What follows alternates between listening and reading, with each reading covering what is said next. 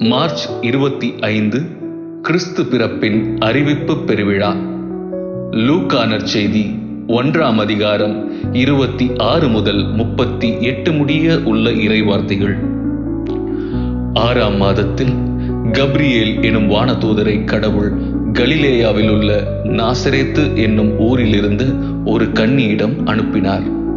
அவர் தாவீது குடும்பத்தினராகிய யோசேப்பு என்னும் பெயருடைய ஒருவருக்கு மன ஒப்பந்தம் ஆனவர். அவர் பெயர் மரியா. வானதூதர் மரியாவுக்கு தோன்றி, அருள் நிறைந்தவரே வாழ்க, ஆண்டவர் உம்மோடு இருக்கிறார் என்றார்.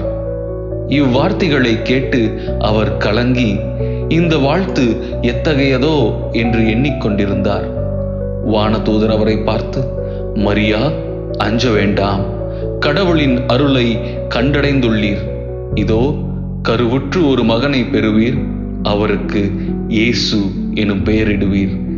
அவர் பெரியவராயிருப்பார், உன்னத கடவுளின் மகன் எனப்படுவார். அவருடைய தந்தை தாவீதின் அரியணையை ஆண்டவராகிய கடவுள் அவருக்கு அளிப்பார். அவர் யாக்கோபின் குடும்பத்தின் மீது என்றென்றும் ஆட்சி செலுத்துவார். அவருடைய ஆட்சிக்கு முடிவே இராது என்றார். அதற்கு மரியா வானதூதரிடம், இது எப்படி நிகழும்?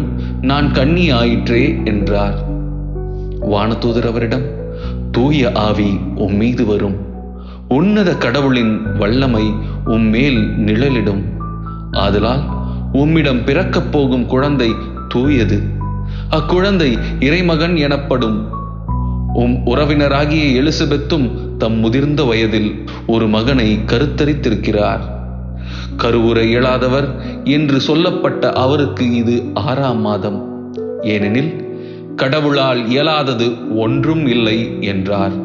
பின்னர் மரியா, நான் ஆண்டவரின் அடிமை, உம் சொற்படியே எனக்கு நிகழட்டும் என்றார். அப்பொழுது வானதூதர் அவரை விட்டு அகன்றார். கடவுளால் இயலாதது ஒன்றும் இல்லை. கடவுளால் இயலாதது ஒன்றும் இல்லை.